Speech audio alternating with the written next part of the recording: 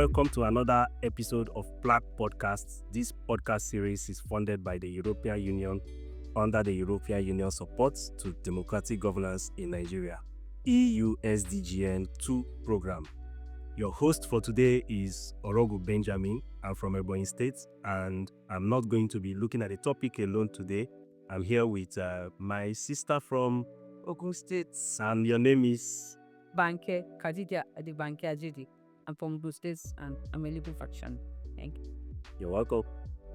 Thank you so very much. And Ismail Abdulkadir, representing the beautiful people of Jigawa State. Passionate advocate for good governance, civic engagement, and policy making.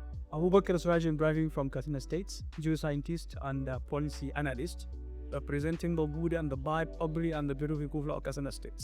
How do you know they are bad and ugly people there? Because now in every society you have the good and the bad, so we are representing all of. I think that will be a topic of conversation for another day. Yeah. Thank you very much.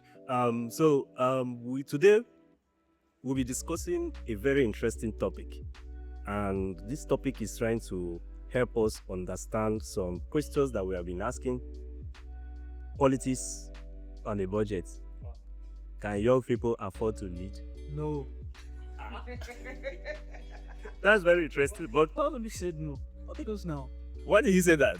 yes, you can see it's very expensive. For example, I can remember last election, the cost for any local government, to contest for local government chairman, you need to have at least 10 to 20 million naira. I think the form was 10 million naira, right? Have you run? So if I have 10 million naira, will you advise me to run for local? Have you run before? No, of course, I don't have that money.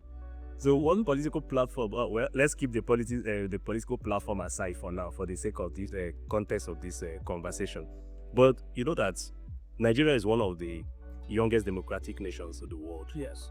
And of course, leadership remains dominated by the older generations, as we all know. And young people are always encouraged, go and do this, go and make sure that you are part of what is going on.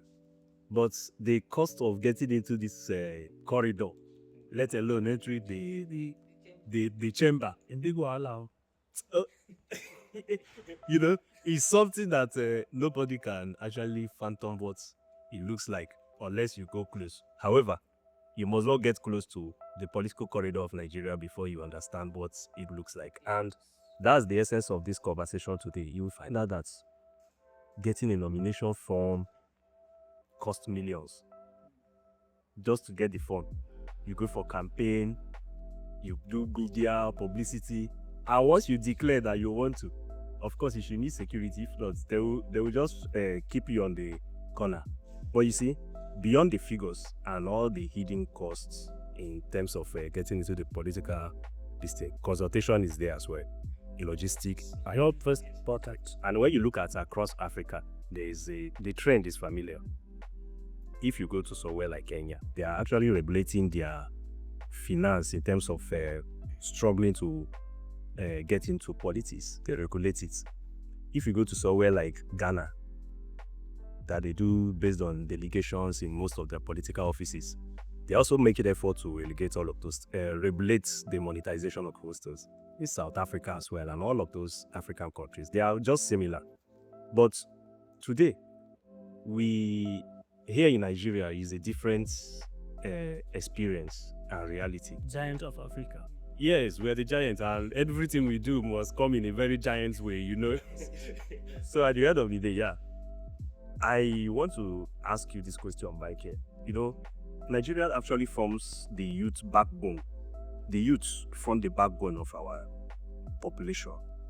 But the cost of political entry, like we have all agreed, keeps rising. Politics increasingly feels like it's an exclusive place for the elites. Do you think politics is expensive for an average young person? I don't know if you understand my question. I understand your question. Is it a system that is simply designed for youth? That is not simply designed for youth in the first place? The first question. Yes. Do you think politics Yes. is expensive for an average young person? The answer is yes. Politics is very expensive for somebody that is not even a young person. An average, yes, that's the answer. Now let's take it to an average young Nigerian. most average young Nigerians even find it hard to survive. Somebody that has not eaten or is unable to feed half 3 square meals in a day. Many of us struggle to pay rent in Nigeria. God helps you if you stay in Abuja. You would have spent half of your rent, half of the money you've kept for rent in house hunting and paying agents. Many are even unemployed. Is it an unemployed person that will say they want to contest or that has the money to buy tickets, mobilize, in quotes, consult other people that they want to before they contest? So the simple answer is yes. Politics is expensive for an average young Nigerian. But then beyond the toll of money, because expense is not just money. There are other tools that politics takes on young people. Many of us are still trying to find our footing. And if we start our life stuff in politics, it might not be a good starting point for someone that wants to have a career projection, unless the person is comfortable being a career politician. People have their choices. So for me, that's another way to look at it. So if you really want to venture into politics as a young person, I think you should first have something that you are doing, right? Be established in something that you are recognized for. That will now be a stepping stone into politics. There's a lot of mental health as well. People naturally expect you once you eventually enter politics. So just be a perfect person. Whereas you yourself, you are still growing, trying to find your footing in life. So all of these things are all interconnected. If you are lucky to contest by one miraculous way, you have the money to contest and win. Which one the miraculous way? I think So good spirit person or what? What are you talking about? So let me ask you this way. I saw where you were saying that for you to choose politics as a career, you must have established yourself. And other United Nations law, National Youth Service Corps, every youth laws that we have, there is a threshold of being a youth. And with the economic reality, I saw the kind of yes that you are saying.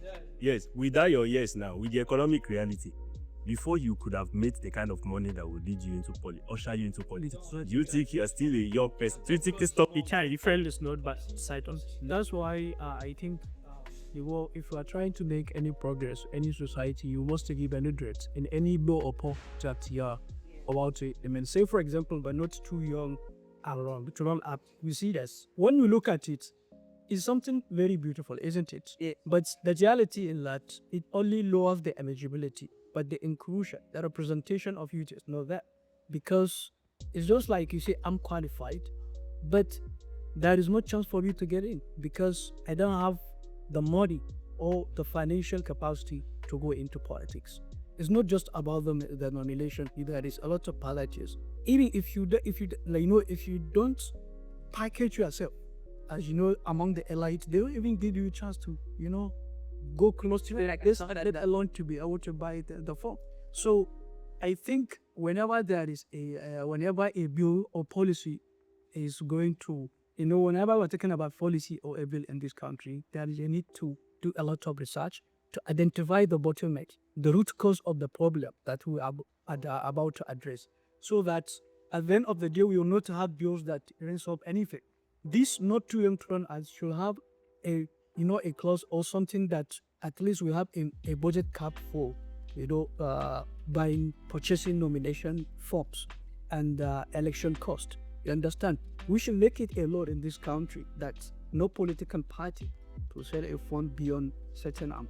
You understand? Yeah, because young people. let me chip in.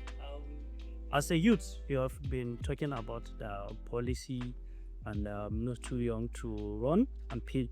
So for me, as a Nigerian, a youth who is coming up from the civic space, the average cost for form should not be above our minimum wage. Honestly speaking. Yes. You are calling for a policy. I think So that brings me to now.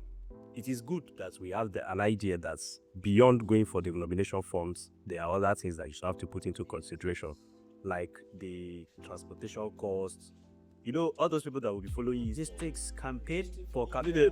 know, You have to have a godfather. You have to settle him. community expectations as well, the logistics, the media visibility. So what costs, which one of these costs that we have been able to identify will stop you from running for an office today? Like you see it, you say, no, I can't go now.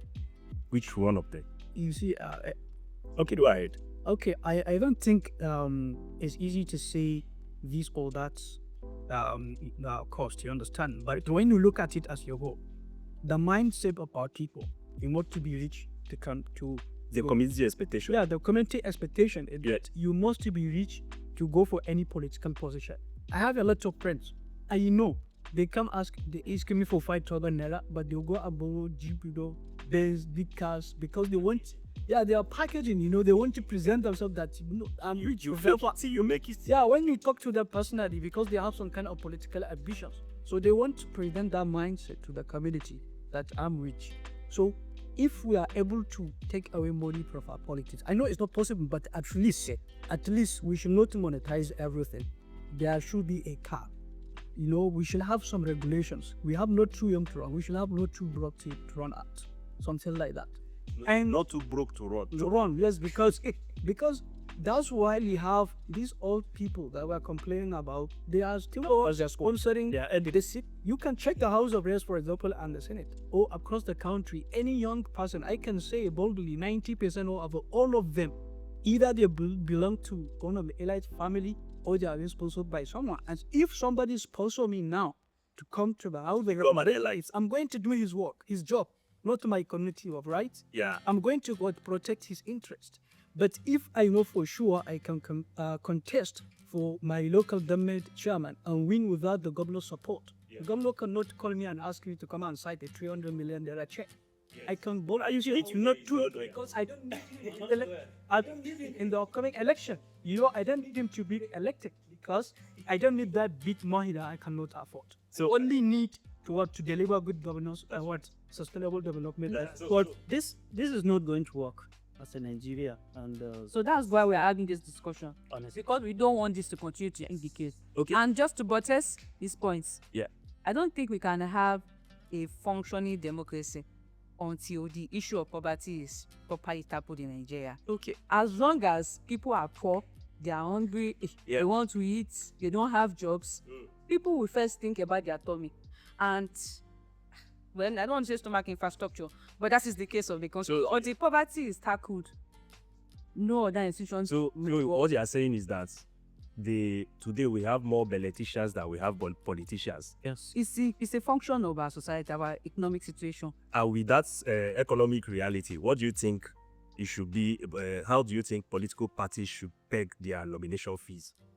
So the thing is, political parties. Yes, where should Are they they peg you- their nomination? No, I can answer that question, but Before that, do you know do you have an idea of what most political parties' nomination fees look like? yes. Do you have an idea? Yes. Is it something we can afford?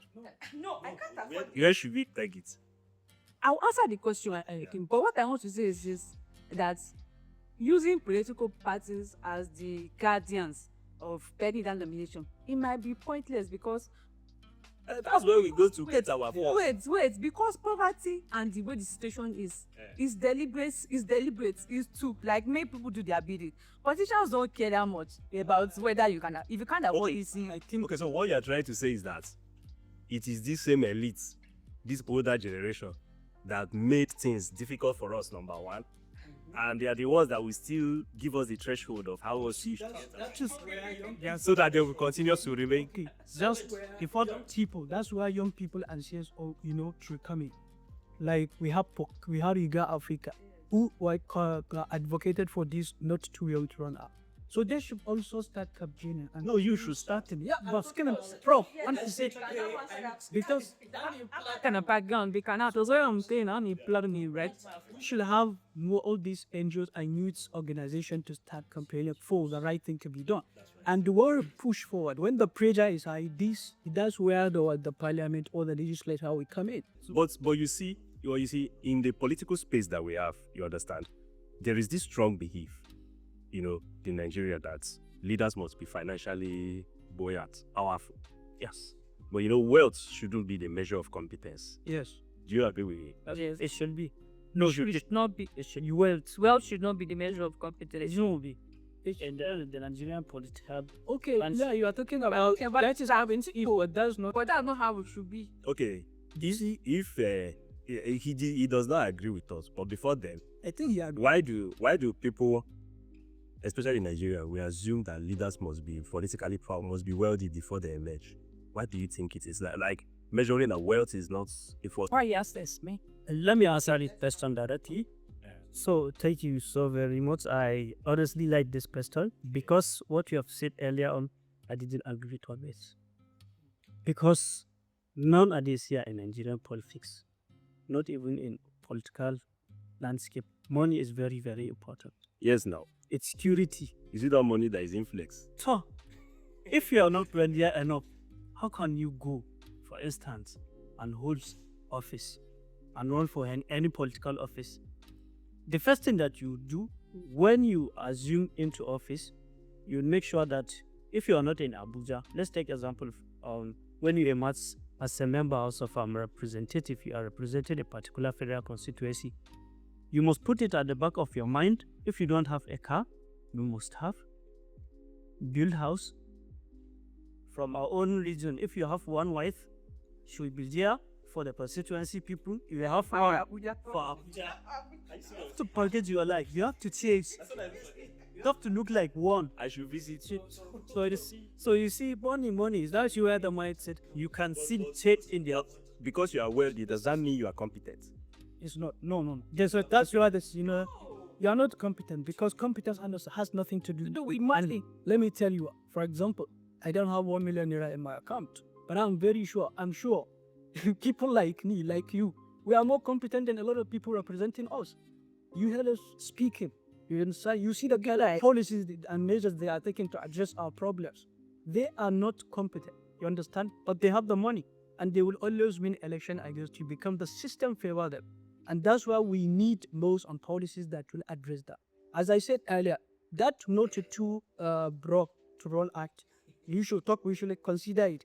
And if you're talking about young people, for example, how it is done across the world, we have two chambers, by the House of Representatives and the Senate, as I say. The House of Representatives should be the lower chamber. I think there should be an age card. Who should get in? If you are above, say, 50, you are not eligible to contest for that position. Even if you are competent. You should go for Senate. Why will you be the governor for 8 years? So you are trying to say that you are trying to bring a certificate. Don't you want to promote the evidence and You are trying to bring a certificate. That's on the Senate should be for the older people. No, I'm not saying that.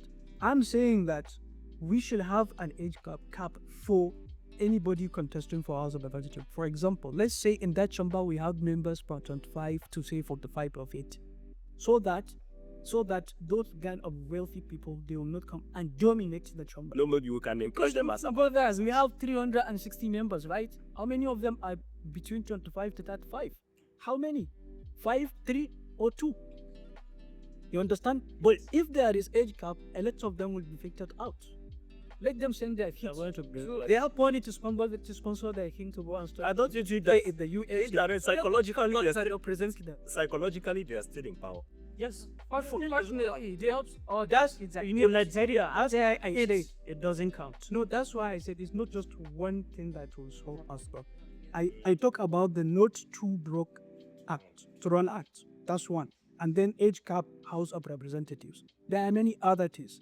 Because when you have a problem, you have to look at the root causes of that problem. That's right. Identify the bottlenecks. So any solution you are pushing forward should be able to address all those bottlenecks. You understand? If you address just one aspect of the problem, it's like you are doing nothing.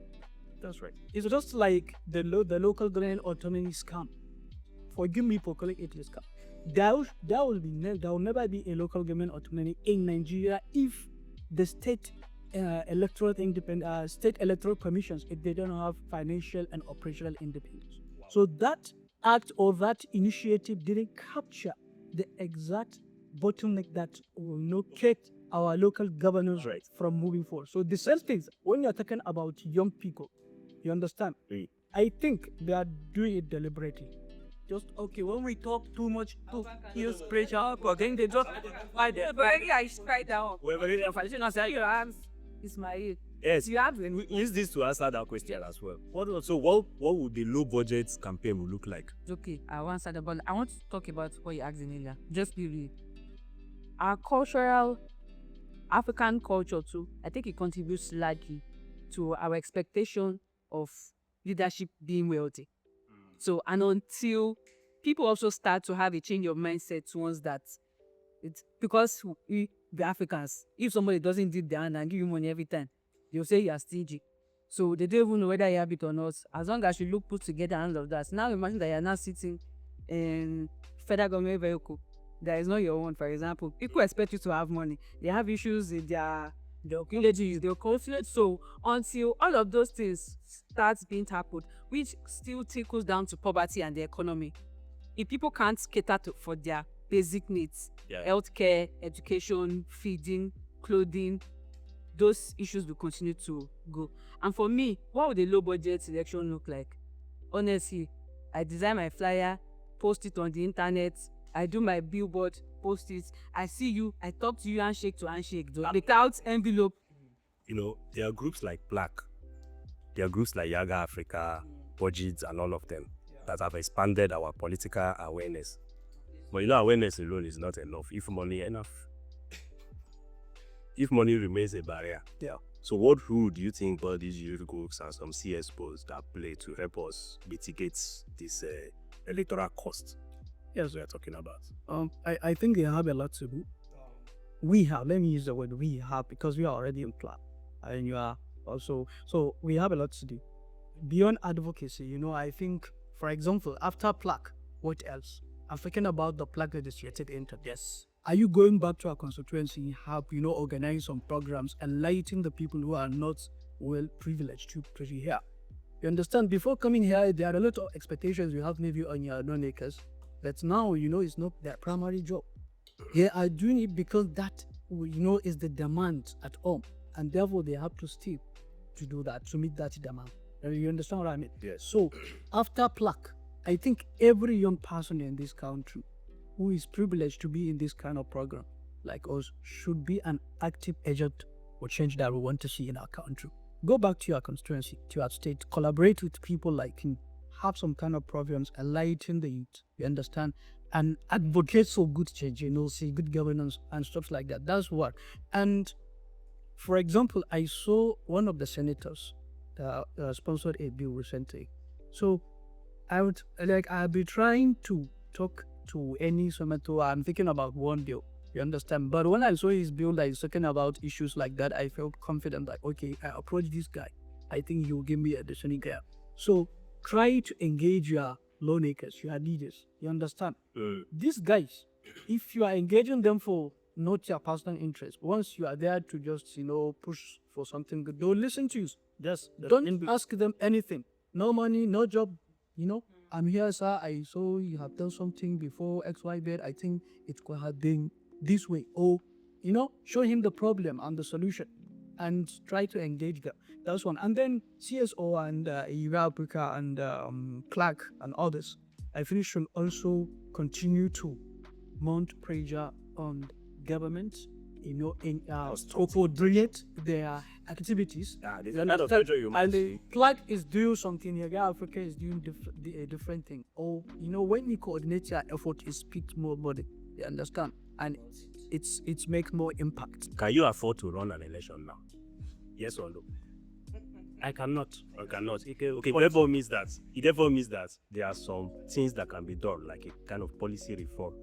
I know Sarah said a lot of them here, but what policy reforms should Nigeria consider? Someone coming up from the civic space, I would like to see it should be this youth-led electoral and political process policy by engaging the youth in electoral and political process where their voices is going to be heard and their interest is going to be well represented.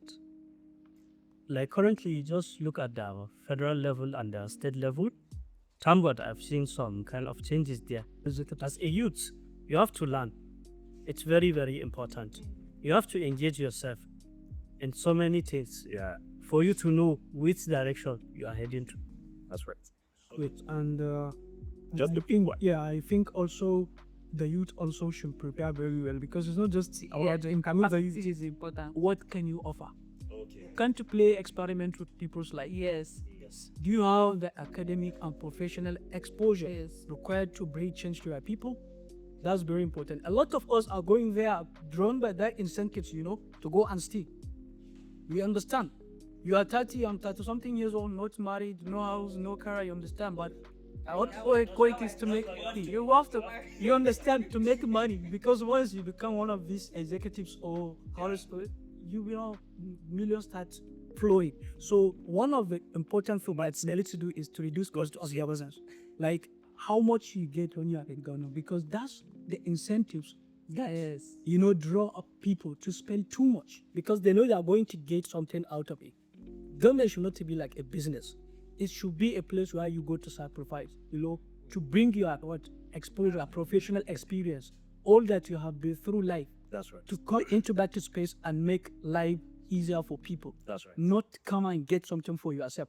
If that is what you are going for, I doubt if you will spend millions or billions when you know you may get 10 or 5 million out of it. That's right. So we should also think of that and address that, because they are all reinforcing forces that if you touch one, The ripple effect. yes, that is it. All right, Chuko, thank you for joining this important conversation today. And today we have discussed more than the cost of politics. We have also looked at exploring the cost of access. We have also looked at the inclusion, the cost of building a country where young people can actually lead. If leadership continues to be expensive, Nigeria will just keep on recycling the same demography that we have today. And of course, we have that understanding. Democracy shouldn't be a pay-to-play kind of. It should be something that shouldn't require wealth before competence, and young people should be considered along the line as well. So as PLAC interns that we are, as emerging leaders that we are, leaders of today, leaders of tomorrow. So we have to take that responsibility to keep pushing for reforms, to demand frequencies of transparencies at different levels, and also to advocate for a reduced barrier in all of Always change the Nigerian system. exactly.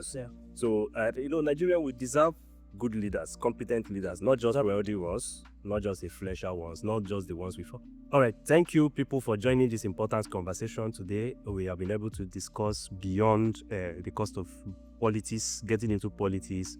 We have also looked at explore the cost of access, the inclusion, and the cost of building a country where young people lead. So as PLAC interns and as emerging leaders that we are, we just have to keep on pushing.